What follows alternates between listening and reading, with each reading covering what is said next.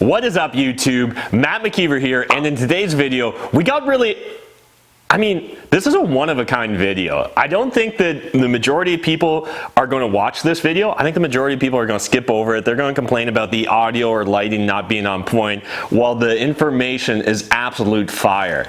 I'm not positive, but I might have killed for this information back in 2010, because had I had people like Josh and Ehren in my life helping advise me in regards to mortgages back then, I think I'd have a much bigger real estate empire than I currently do today. One of the biggest struggles for us as investors is really getting clarity in regards to the lending process, the refinance process, and then things like second mortgages or Helocs or the refinancing process. And that's what this entire video series that you're about to watch today is all about. This is 30 minutes of pure fire information. It was originally a 3-part series that we decided to put together into this one-stop shop when it comes to financing real estate here in Canada.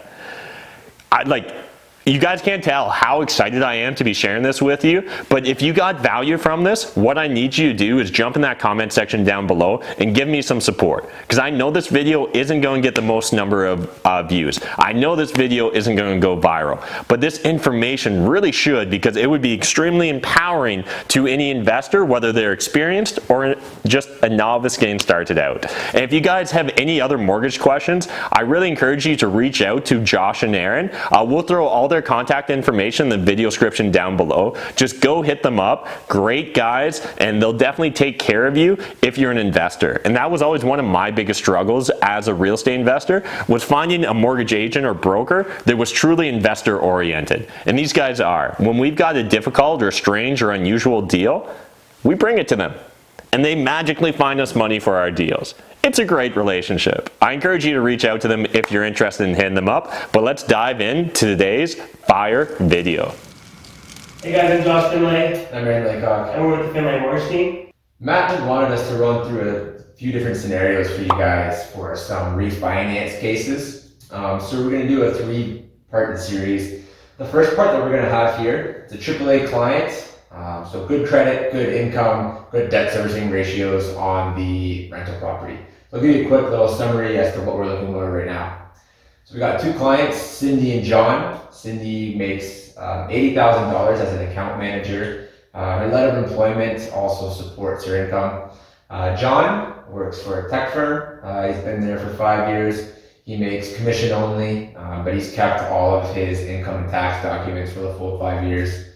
So John, we're able to use a 2-year average on his commission income, and that puts him at $75,000. Now, combined income for the household between Cindy and John, we have $155,000. And the next important thing to look at when we consider our applications are the credit. As you can see here, John and Cindy both have pretty good credit. John's at 760 and Cindy's at 770. Before we jump into the liabilities, one thing we want to discuss with you guys is the documentation that we're going to need to collect from our clients in this AAA scenario. So there's a few things we're going to need. One is going to be 2 pieces of ID for both clients, for John and Cindy. We're also going to need 2 years of NOAs, 2 years of NO1s, a recent pay stub for both John and Cindy, a letter of employment. Now there's a few things we want to see on that letter of employment. We want to see it on a company letterhead. We want it to state your income, how long you've been working there for, and whether or not you are on a parole right now. And then preferably that's signed by a member of HR as well too. Josh, if you want to kind of go through the liabilities that we're working with here on the clients. Yeah, of course. So our clients own a primary residence in which they use as their personal residence, and they also own a rental property. They purchased a primary residence for $400,000 a few years back in 2017. They had an original mortgage of $320,000. The remaining mortgage is $294,000, and the current value is $580,000. The primary residence we're taking a look at currently in regards to this refinance is going to be our rental property. Our clients use this as a tool for investment, and currently they're looking to pull some equity out for cash flow purposes. This property they purchased for $310,000. The original mortgage was $248,000. The current value is $400,000. See, the current value is important right now because we're going to be using 80% of this value for the refinancing. So currently that leaves us $165,000 in equity that we can use. Like many of us, John and Cindy have some monthly payments. Those monthly payments include a $800 a month car payment between the two of them, a line of credits which they use for investing purposes. They have about $5,000 currently on it. We take a look at 3% of the outstanding balance on credit cards in regards to qualify. So we're using $150 a month for a monthly liability for this line of credit. And they have a credit card which they prudently use and pay off every single month for their monthly payments. Going forward with the actual cost of the transaction on the refinance, there's a few things we want to look at. We're going to assume that the lender wanted an appraisal. That helps verify on the lender's behalf that the property is actually worth what we're putting down on the application. So that's going to come in around $350. The next cost is just the cost of the legal work. So we typically give an estimate a little bit on the higher side, and that's going to be around $1,850. The last thing we want to take a look at is what the cost of early renewal is going to be. Now there's two options. It's going to be the higher of the interest rate differential or 3 months interest. In this case, we're just using the 3 months interest rate now, and we're going to estimate that around to be $3,500. That's going to bring a total fees on the transaction to $5,700. Now, going forward the refinance, we're going to be having a new mortgage amount of $320,000. That's at an 80% loan to value of the $400,000 on the property value. Qualifying rate, something that we want to bring to your attention. When we're using a qualifying ratio, it's going to be either the higher of the posted rate on the Bank of Canada site, so that's 5.19, or 2% above the contract rate. So with this rental property, we're using a contract rate of 3.34. So to qualify, we would bring that up 2%, 5.34. The 5.34 is higher than the posted Bank of Canada rate. So we're going to use 5.34 and not the 5.19 to qualify on this renewal. It is going to be a 5-year term, and since it is uninsured, we're going to be using a 30-year amortization. That helps to reduce our monthly payments when compared to a 25-year AM, because we're actually able to push that payment out and spread it over another extra 5 years. Taking a look at just the old monthly payments, the old monthly payment on this mortgage was $1,193. The new monthly payment for this scenario is going to be $1,404 with 45 cents. Now for this scenario, we weren't necessarily looking at it as a reduction in payment or rate. This was simply a scenario to pull out equity and increase cash flow for our investors or our clients. So we weren't too concerned about reducing the monthly payment. So we do have an increased payment of $211. Yeah, so this specific scenario actually leaves the net funds for our clients of $79,300. And obviously there's a lot that you guys can do with that income.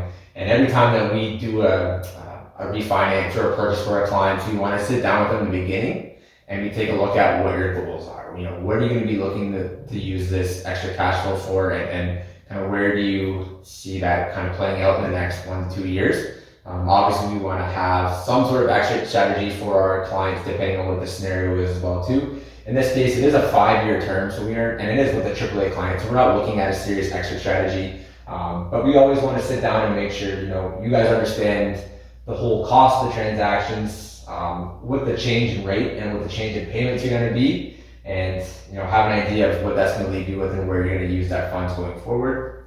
We make it our goal to understand your goals so that we can help you guys to the best of our abilities. If you guys have any questions or would like to have a free analysis of your current situation, we'd be happy to help you out. Feel free to take a look below. Our contact information will be below. And stay tuned for another 2 series involving B-side and private financing as well too, guys. Thanks, guys. Cheers.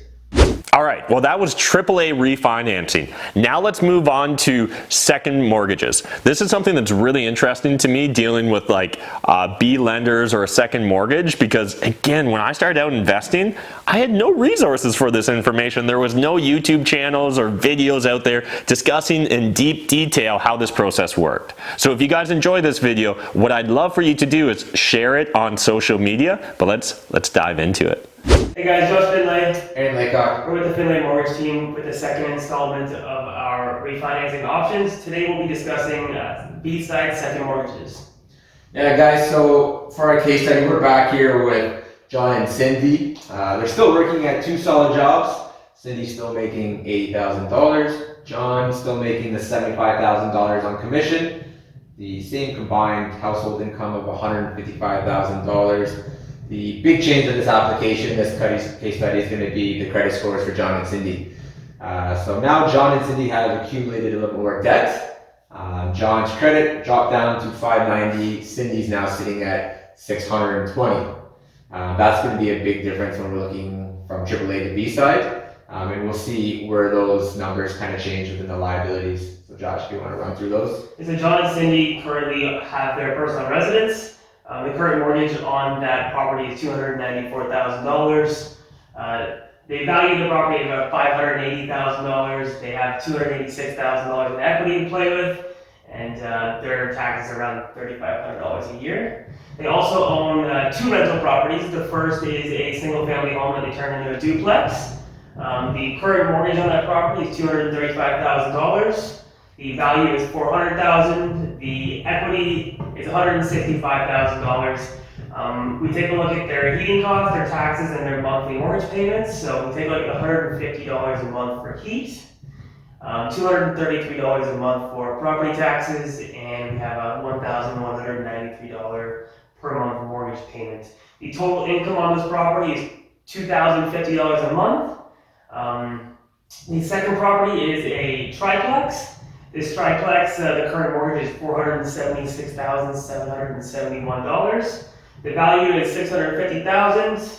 We're looking at $173,229 in equity. The cost to run this, we have $150 a month for our heat. We have $483 a month for our taxes, and our monthly mortgage payment of $2,500 a month. The total income on this property is $3,600. A lot like many of us, John and Cindy have some liabilities. Their auto loan payments are $1,200 a month. Their credit cards accumulatively are $765 a month. And they have 2 lines of credits with a $780 a month payment. Yeah, so with this application, guys, we're still going to be looking at the same documentation. So we're going to be looking at the letter of employment, 2 pieces of ID, 2 NOAs, 2 T1s, and the year-to-date commission statements for John as well too. When we take a look at the credit on the B side, it's a little bit more important. So we need to see the credit above 650, especially for those who are in the self-employed industry. But the GDS and TDS ratios are going to be a little bit different as well too when we get onto the B side. So when we're working on the B side, we're actually going to have a little more relaxed ratios. So we can have a GDS of 45 and a TDS rating of 50. So that's going to open up the door for those added liabilities that we saw. They picked up some more credit cards and some line of credits and a couple more expensive cars. So they need that extra area in the ratios to be able to afford the properties.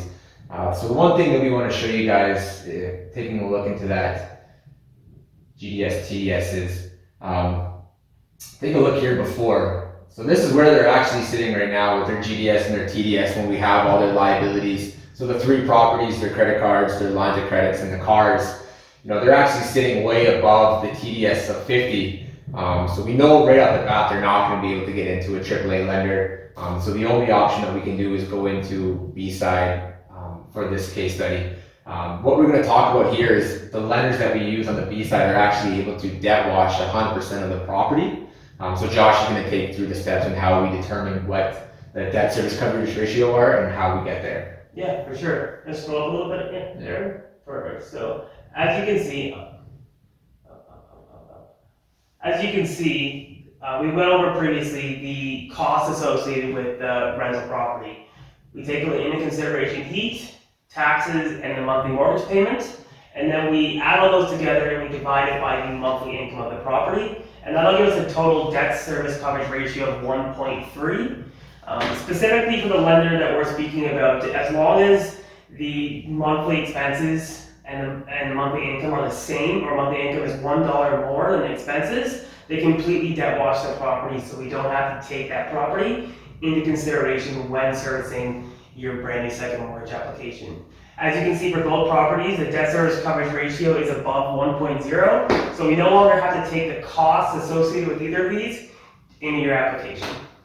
And we'll just show you how that changes into the GDS-TDS ratios. Again, taking a look here, guys, now. So you saw before, the GDS remains the same, but the TDS changes drastically. So we were sitting at 87% with those properties included. Once we're able to 100% debt lock those properties and remove them off of the application, you can see how much the TDS drops. We're at 45% now, well within that 50% ratio.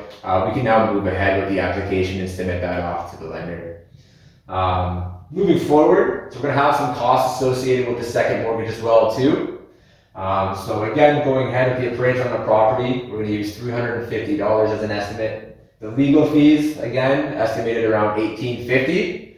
And a broker lender fee on the B side is incorporated this time since we're not moving with AAA financing. You will see some fees associated on the B side. So for this example, we're going to use an estimate of $3,500 for the fees.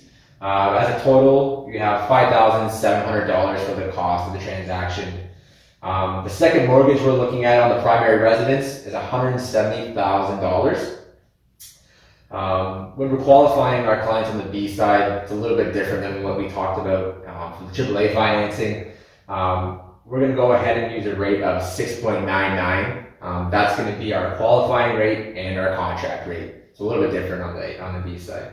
For this example, again, we're kind of sticking with the theme of clients looking out for a short-term solution to increase cash flow. So we're going to use a 1-year term. We can still use the 30-year amortization, so it keeps the payments down. And the new monthly payments for our second mortgage that we're going to be using is $1,118 with a little bit of change.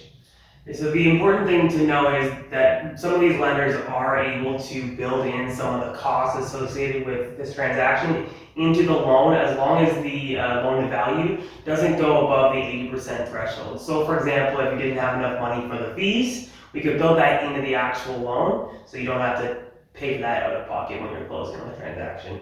It's important to note also that the net funds to the client after all the costs is $164,300.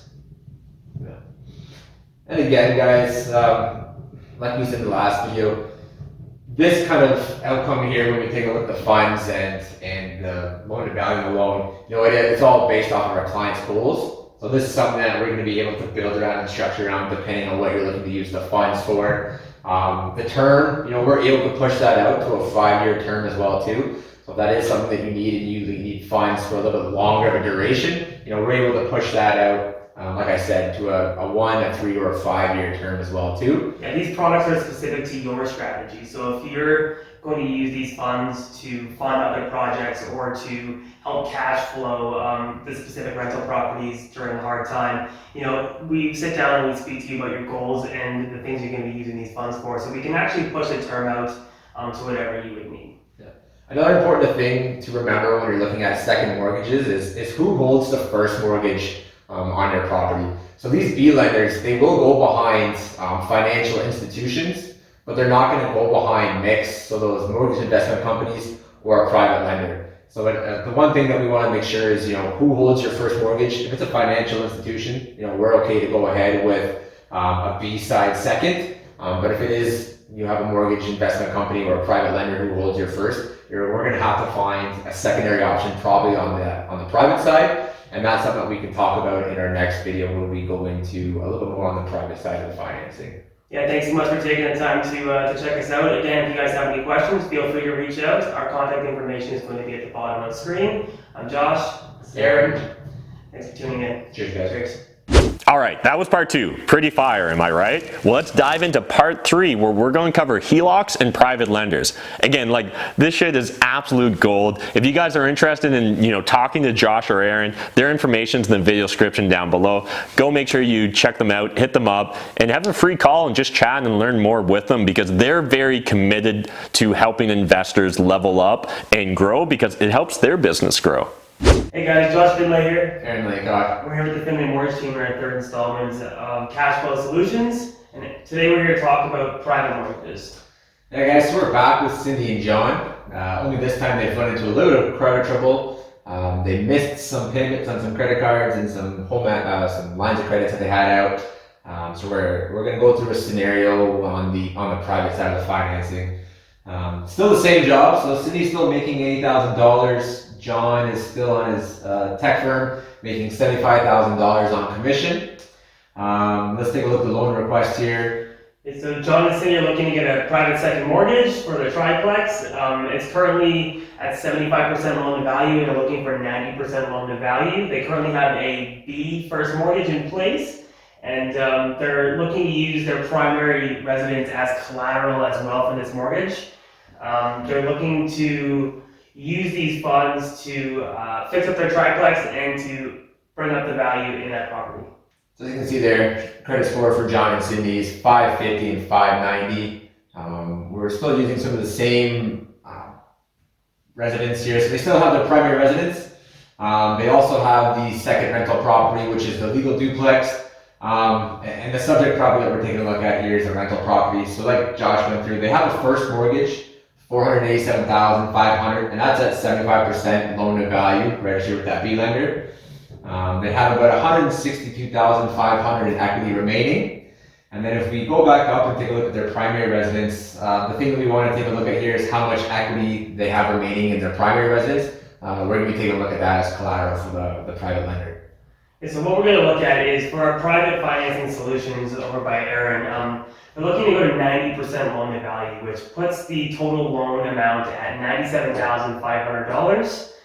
That loan amount, 90% is quite high in regards to a loan for anyone. So specifically for this case, we're going to be cross-collateralizing the primary residence that has the $150,000 in collateral. That's going to give our private lender a little bit of peace of mind, knowing that his investment is secure for the 1-year term. Aaron, do you want to go through the costs associated with the private mortgage? Yeah. So since we're using the triplex as the subject property, the appraisal on the property is going to be a little bit more than the $350 we've used before. So we're going to estimate that in around $600. Again, when we start looking at the legal fees, before we had quoted around an estimate of $1,850.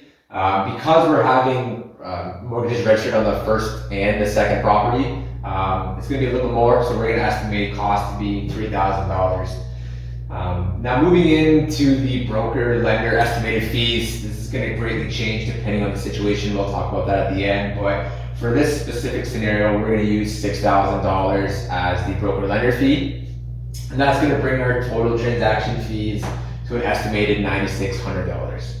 Yeah, so a little bit of details about this second mortgage. So private mortgages are usually dependent on the position which the mortgage is in. So if a first position mortgage is usually a little bit less than what a second position mortgage would be in regards to rate. So this rate is 12%. The term is 1-year term. These are interest only payments. So you're only paying the interest per month on the loan that you had taken out. So at the end of your term, you're still going to owe the $97,500. This is a completely open mortgage to a 3-month interest penalty, meaning if you had to get out or wanted to pay it out, you could just pay 3-month interest and you'd be able to get out of the loan. The monthly payment for something like this is $9,975, The most important part of private mortgages is the exit strategy. So this is a solutions-based lending strategy to get someone into fixing up the property or dealing with cash flow issues. The most important thing is finding an exit strategy and sticking with that plan and moving out of this specific private lending situation.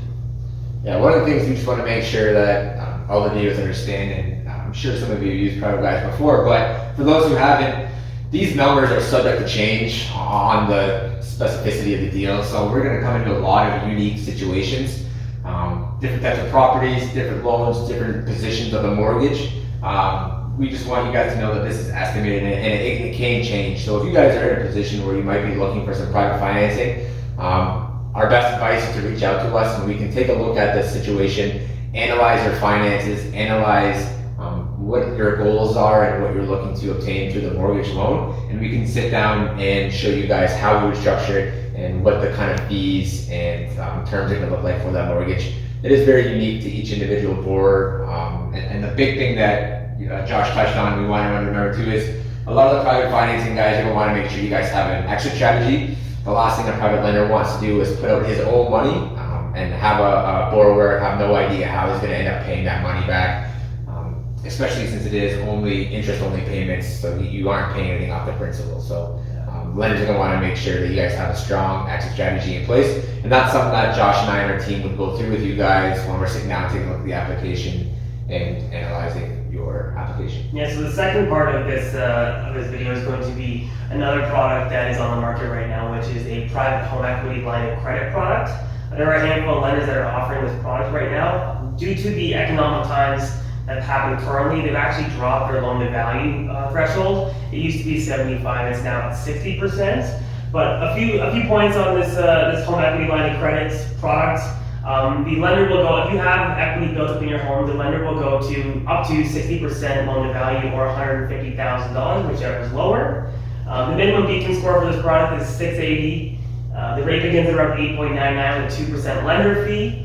And these are interest-only payments. The fantastic thing about this product specifically is that you don't have to draw it all at once, start paying interest on the money that you've drawn as a second mortgage would. You could have the flexibility of having this product and being able to draw from it when you need it. So if you had a certain expense to fix a toilet that your tenant broke and you don't have the money to do it, you could draw on that and be able to have the funds available. And this product isn't for people who are AAA financed. This product is for people who, when maybe they're too extended and don't have the ability to be able to qualify for a home equity line of credit or an unsecured line of credit from a bank.